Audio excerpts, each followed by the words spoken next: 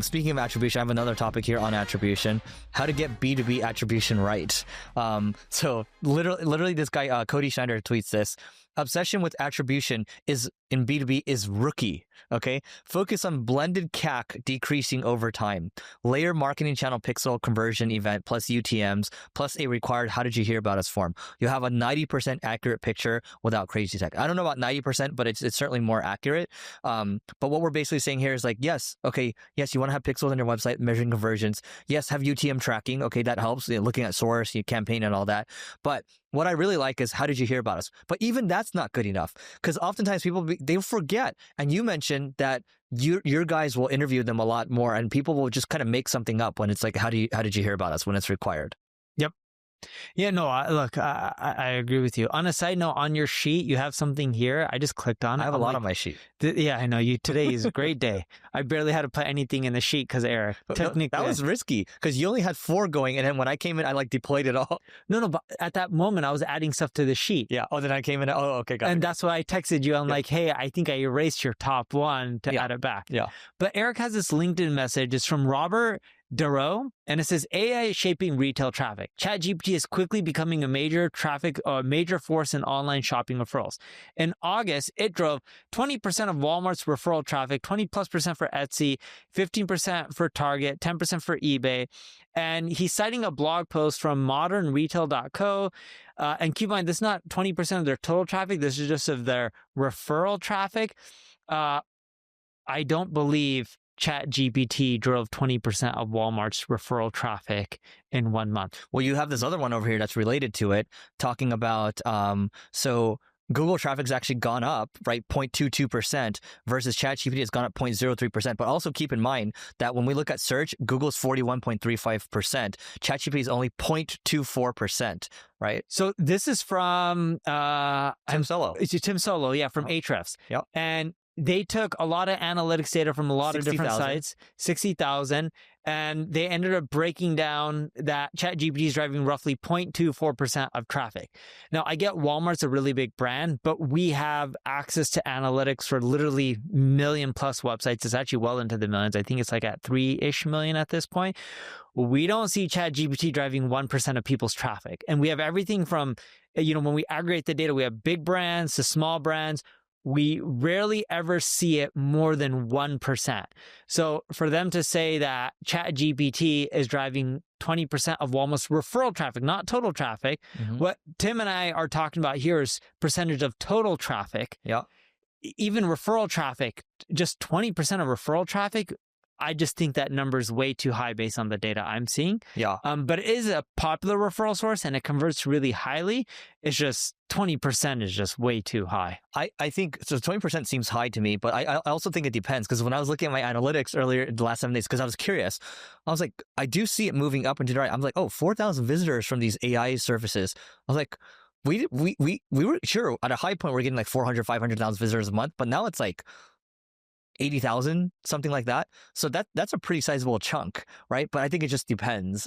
So that's only one sample. Yeah, but 20% is high. 20% is too high. Especially for a big brand. Because the bigger the brand, the more diverse their traffic sources tend to be. Yep. Their biggest channel is typically going to be brand name because, that's what happens with all multi-$100+ billion companies. Yep. But outside of brand name, they're mentioned everywhere across the web. Yeah. There's no way that one traffic source is bringing in 20%. I'd be keen to see you do one of those like data visualization studies on the different niches and like what percent of ChatGPT is driving referral traffic. Dude, we should actually do that. See? Look at that. That's a good idea. This podcast is useful. That's a good idea. That's right. I'll actually have my team break something down. Yeah. Speaking of which, I think it's helpful for us before we pick other topics here to reflect on our HubSpot experience because you and I have been texting on it. Is something wrong with your eyes? No, just itchy, but yeah. Okay. So Neil and I spoke. Neil spoke on the main stage, HubSpot's event. I think you had a couple thousand people on the main stage. It capped out at 7,500. I feel like you probably had like... There's no way there's 7,500. It could fit 7,500. Got it. But how many people do you think were watching? Because you can see the whole stage. I was in the middle of the stage too. I don't know. There was in the thousands for sure. It's a great event. I'm not trying to bash HubSpot, by the way, but There was quite a few people. I just don't know. I think you had like 3,500, 4,000, something like that. Okay. Okay. Now, you and I did a marketing school session together at HubSpot INBOUND. Great event. And I think we probably had, that room could fit 2,000. Let's say we had, I don't know, 1,500, something like that. And then my solo session, 1,000. And then your session, if you're comfortable revealing, 4.7. Yeah. Right. Well, like if you're comfortable revealing. Yeah, a good 4.7. Yeah. Sure. Yeah. You look like you're comfortable, so I just said it. And then our session together was a 4, and then my solo session was a 4. Last year, my solo session was like a 4.5. Was our solo was a 4.3 or no? The average was 4.3. Average was like 4.4. I think average was 4.3. Was it 4.3 or something? I don't remember now. Yeah, you'd have to check now. But we have a couple lessons to impart here. And wait, your solo session was a 4 or 4. Last year was 4.5. Okay. Yeah, this year dropped to a 4. And so I'll just tell you some of my lessons from the 2 sessions that we did, right? One is, we're never going to do Q&A again. Q&A, at least at HubSpot INBOUND. And again, great event. But we've noticed whenever we've done Q&A, the audience churn is insane. Like people drop off. And we can tell from the comments too, people don't care for the Q&A as much as just us talk. They don't. Yeah. Even though we love doing Q&A, I think it's like at other conferences we do it and then most people stick around. It's just different here. The other thing I'll say is with my talk specifically, I rewatched it and we just posted it to YouTube the other day. I was like, yeah, I was way too technical. Remember we talked about how your talk this time or my talk solo last? talk my last year talk was simplified and that's why it went over well. Yes. Right. And then I want to come to you in a second, but my talk was about MCPs and how they work and how we're making these agentic workflows, these sub agents. The thing is, my topic was too technical, but it was also covering too many subjects because I was so excited, right? And we talked about this before. When Steve Jobs did marketing, he wanted to have 5 messages in his ad, and his ad person was like, no, and he threw like 1 paper at him and caught it. When he threw 5 papers, Steve like didn't catch anything. And so it's really important. This is like a mistake that I've made before, but sometimes you make the same mistakes. It's just like, keep it simple to one message and simplify it, which goes to Neil's session to 4.7. It was just about graphs and data. 30 charts that'll show you where the marketing is going, or the future marketing. Yeah. I'll flip it to you for a second. Go ahead. But see, the way you speak at conferences is the way I used to speak at conferences like 5 to 10 years ago, somewhere in that time frame. And what I learned is, because I used to give technical talks and I would like to show step by step. This one was too technical. Yeah. And when I used to go step by step and talk about different SEO tactics and how to change a code or do things through JavaScript, what would end up happening is you would lose most of the room. And what I found out from a business standpoint, there was a guy who worked for us for a bit and then went off and did his own thing. Michael Graham, I'm probably butchering his last name, British dude, good guy. And when he would give talks, and we both talk, I believe it was an internal summit for Adobe or one of our customers, he would be really high level and strategy, and I would be more how-tos and tactical. And what I learned from that experience working with him was, if you're trying to generate revenue and you want to win over people, give the concepts and the strategies and the data, simplify things, and then if they want more, they'll come to you. But when you give them the step-by-step, there's a lot of people in the room that you'll just lose. You'll get the people who are the implementers, but some people in the room aren't implementers. When you give data and strategies, and from a high level, whether someone's an implementer or an executive, it's valuable to them because if they want to go and implement, they'll go and dig deeper.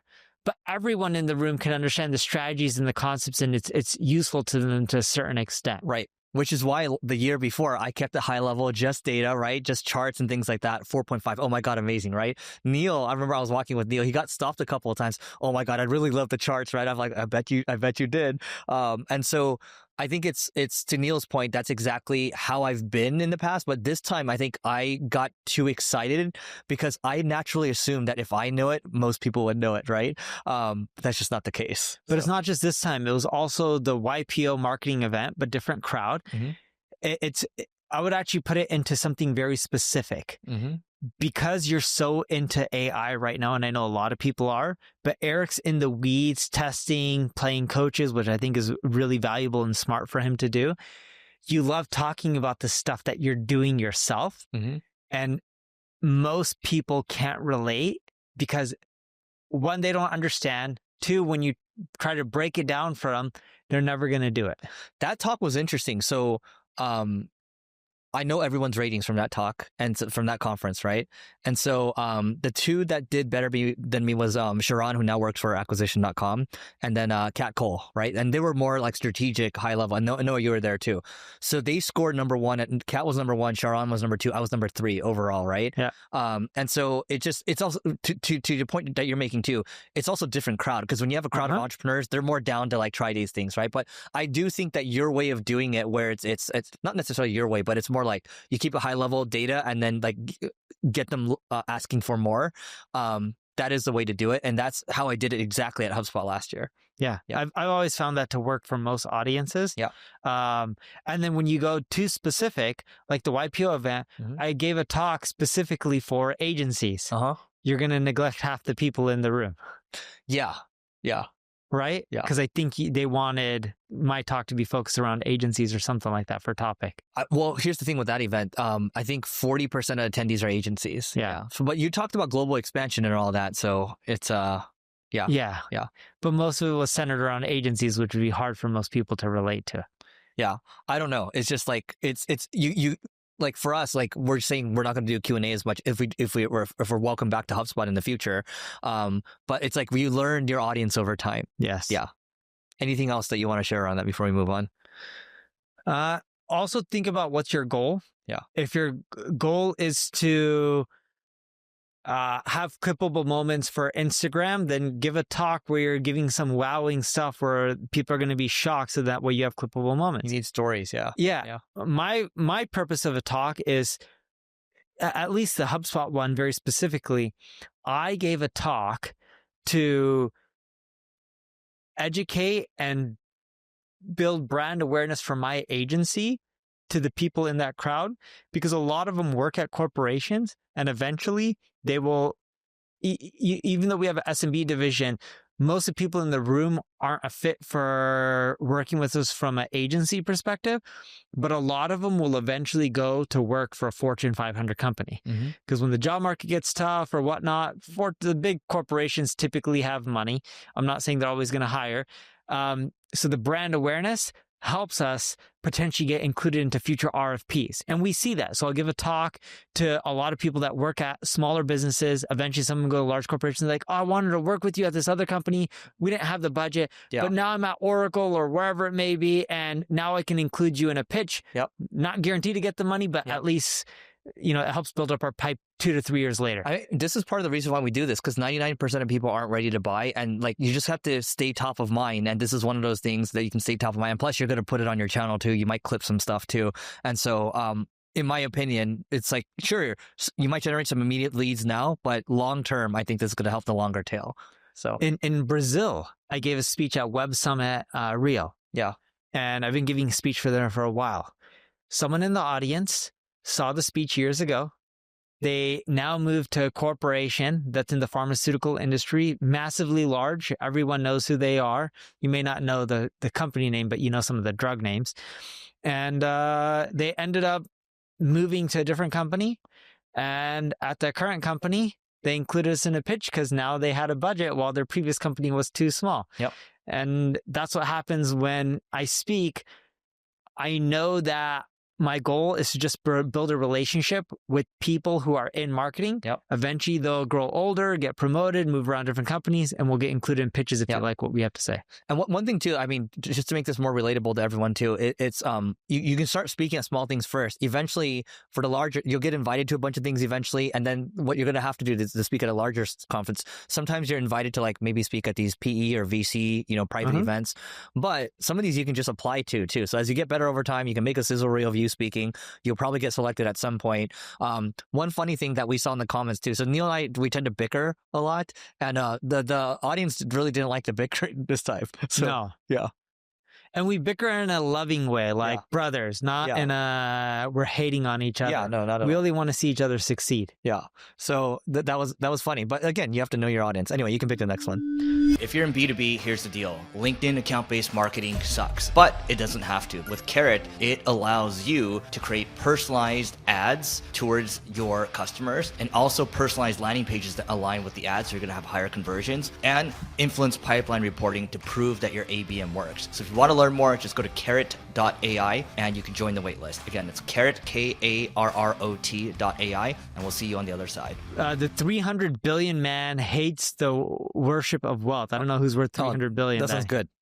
Okay, so Andrew Carnegie, you know Andrew Carnegie, right? Okay. I think he did trains back in the day, right? I think it was trains or steel. It was something like that. Okay, one did steel, one did oil, one did trains. But here's what he said. So Andrew Carnegie, at age 33, his aspiration was to retire in a year or two with $100,000 per month passive income. At the time, $100,000, a lot of money. That's a lot of money. I think that's worth like, let's just say his net worth was like 80 million or something, and he's wanted like $2 to $5 million a year, something like that, right? Which is significant. So his whole thing was to study philosophy and become a poster, but instead he ended up pioneering the steel industry, that's what you said, and building a $300 billion fortune. So here's what he said in this thing. This might be interesting to you. So he said, look, man must have an idol. The amassing of wealth is one of the worst species of idolatry. No idol more debasing than the worship of money. Whatever I engage in, I must push inordinately. Therefore, should I be careful to choose that life which will be the most elevating in its character. To continue much longer overwhelmed by business cares and with most of my thoughts wholly upon the way to make money in the shortest time must degrade me beyond hope of permanent recovery. I will resign business at 35, but during the 2 ensuing years, I wish to spend the afternoons in receiving instruction and reading systematically. And then he builds a $300 billion fortune. I'm assuming $300 billion in today's time. Yeah, is what it would be worth. Yeah, but I think this is wise, right? I mean, I'm curious to know what changed after, and maybe I'll go find a book around it. But I do believe that the worship of money, and I don't know, I feel like you've changed on this too, is probably the worst things, like, because the money's not going to follow you. I used to worship money. I loved money, and my only goal was to try to make money. Big time. And Eric's right. It was all I like dreamed about, obsessed about. And I still want to make more money. I still want to build a bigger company. But as I got older, I realized that money isn't everything. Like, you can't, replace a loved one with money. And I have a friend whose child is sick, and they're spending whatever they can. If someone told me, would I sell my business and everything I had to make sure that my kids could live longer and not feel any pain, I would. I don't care if I'm broke or living in a shoebox. It is what it is. Money has purposes. You need it to survive. But I think people go through different stages in life. When you don't have money, you want it. Mm-hmm. When you feel like you have enough, you realize there's other things like, I have back pain. So my kids, we call it surfing every night when I'm home and I put them to bed. Oh, they stand on you. They stand on my back and they surf and they think it's fun. Yeah. Although they're starting to learn they can jump on my back, which I do not like, and that hurts more. Dude, I used to surf on my mom's back. Yeah. Yeah. It's like in Asian cultures, they do that. I never jumped on her though. No, but my kids think it's funny. What the? Yeah. No, like they'll just jump up, and then their bottoms will hit my lower back or upper back. Painful. Which it's painful. Yeah, and they know it's painful, and they think it's funny. Yeah, they learn from you. No, I never would do that to my. When I would walk on my parents' back or my uncle's back, I would not walk on the spine, on the edges. Yeah, But would I be willing to worth less money right now to have better health? Yeah. Yes, I would do it in a heartbeat. Yeah. Well, honestly, health is obviously really important, but the most important thing long term is never money. It's just relational wealth. Yes. And I think you and I both know people that are like billions and billions, and they're miserable.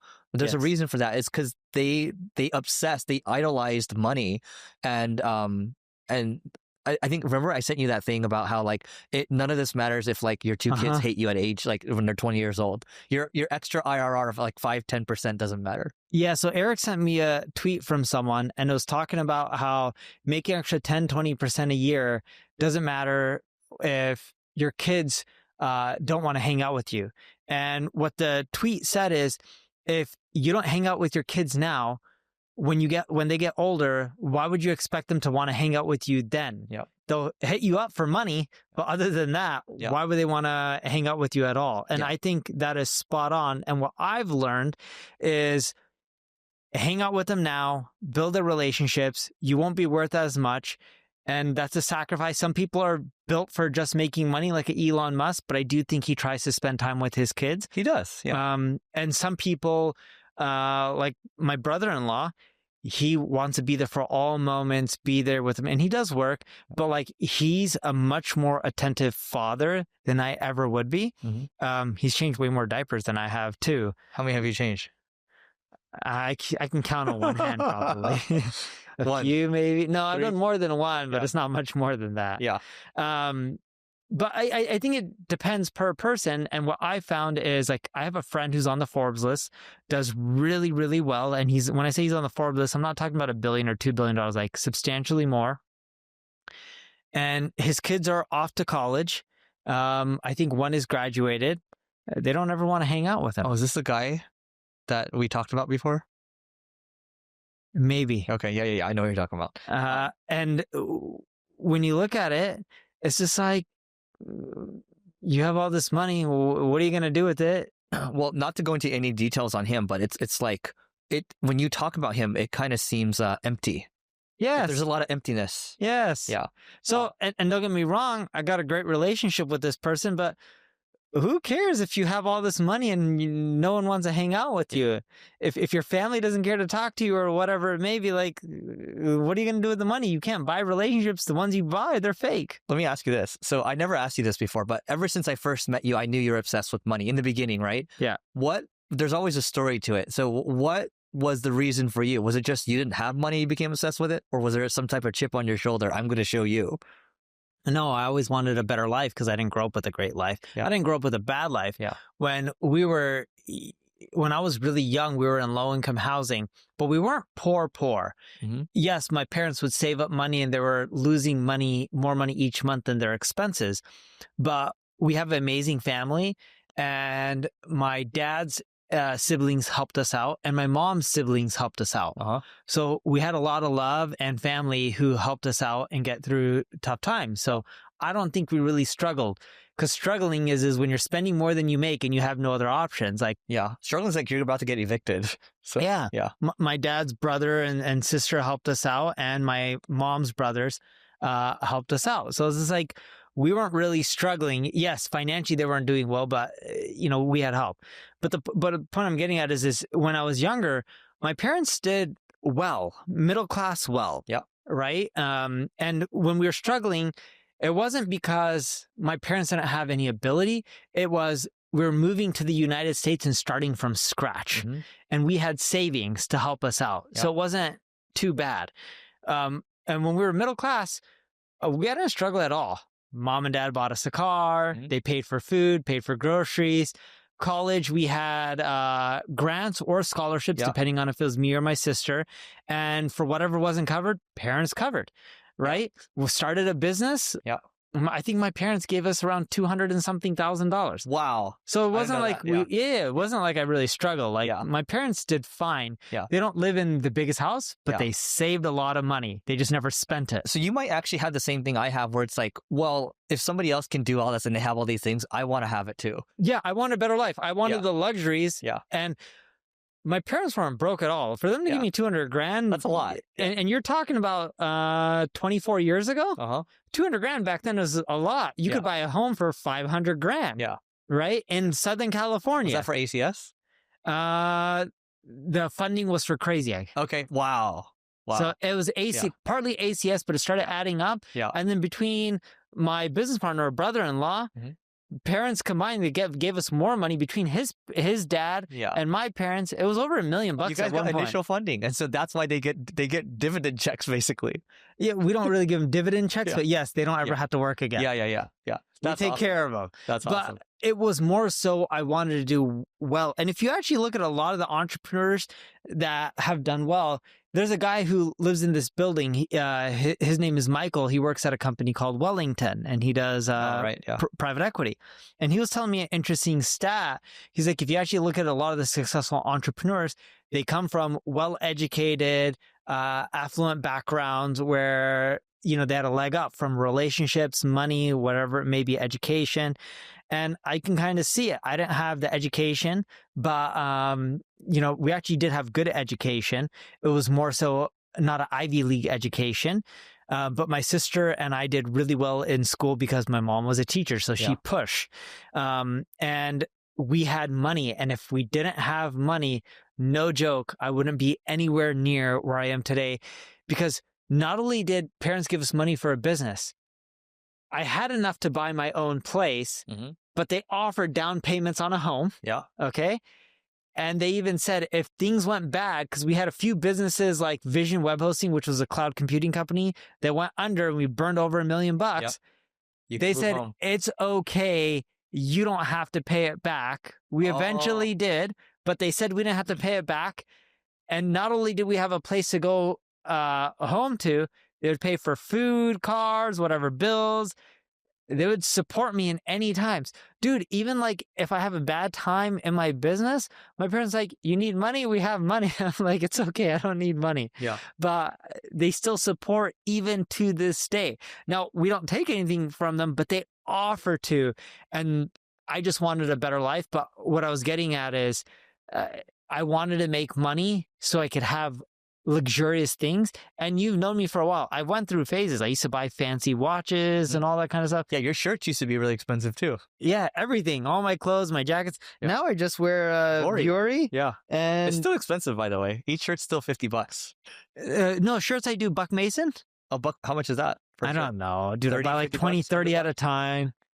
40 bucks? 40 bucks? Okay, $40. No, it's telling us. All right. And then I buy like the same pant. Hey, and what I have brand like is that 10 sweater? The sweater is probably Loro Piana.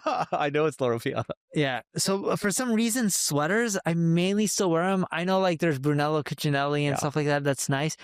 But the Loro Piana stuff is just so comfortable, and I don't give a crap how it looks. Yeah. Dude, it is what it is. Speaking of Brunello, and then I want to talk about the death of the corporate job. So thank you for sharing that. But you talk about Brunello. So Brunello Cucinelli, so just for those that don't know, it's really expensive clothes, basically. This guy lives in Italy, and he always works from 9 to 5. He stops work at 5 p.m., right? His philosophy, he's one of those people in the world where it's like, huge company. He's made a lot of money, right? Yeah. But his philosophy is to hang around, you know, at the local cafes and all that and have a really chill life, right? It's not, and Michael Dell is kind of the same, with like all shucks kind of guy, right? There's not a lot of these people, like if you look at the top 400 richest people, like a lot of them are just killers, right? And they are very driven by money, right? But Brunello's a good example of a guy. If you search Google Brunello schedule, you should be able to find like how his ideal day looks. It's very similar to how Benjamin Franklin has scheduled his days. That's worth taking a look at. Go ahead. And they're doing funny enough, I got a message from them. They're doing an opening party, I think, starting tomorrow on the 4th. Oh, are you going? No, dude. Yeah, I don't give a crap about fashion anymore. Yeah. But that's the point of money. I wanted it for luxuries. Now I don't care for it. I want it for comfort. And if you look at Eric, your luxuries have changed. You're looking for different luxuries now. Your luxury is like, maybe it's time with your kids or whatever. Sure, yeah. It's a great place to live. I'm like, thinking, what can it change to? But yeah, from that aspect. It's not clothes anymore. So. No, it's not clothes or it's cars. I don't care for any of that. Luxury for me is like a nice iPhone or a nice technology. You're right. Yeah. I think both of us splurge. If I say one thing that I splurge on every single year is if there's a new iPad, I always buy it, even if there's a slight to no change. And if there's a new phone, I tend to buy it. And I only bought the new iPhone because it's like almost half the weight. And I was like, oh cool. I've had it for a while now. I have a new one over here. Yeah, yeah. Oh, wow. Guys, I'm holding his iPhone Air, and it feels amazing. I'm going to get this next year. Yeah. And I'm not going to get the double fold. You know, they talk about like the double fold where you can do more. And I'm like, what am I going to do more on? Do you run out of battery quickly? No, it lasts the whole day. Wow. Okay. All right. Well, that's what we spend on. Your luxuries change over time, and also your wealth dials change over time. Mine's convenience, right? Ramit made a post about this. Like your money dial is probably convenience too. So, yes. But when you first started working, why did you start working hard? I'm like, other people have these things and they're able to get them. Why can't I get them? I'm like, if other people can build these things, why am I any different, right? Yeah. And so I learned it over time, and I'm just like, oh, it's not like you need to be the smartest person. I don't think I'm the smartest person. It's just like, you just need to keep doing it for a very long time. Yeah. All right. So that's it for today, guys. And we'll see you tomorrow.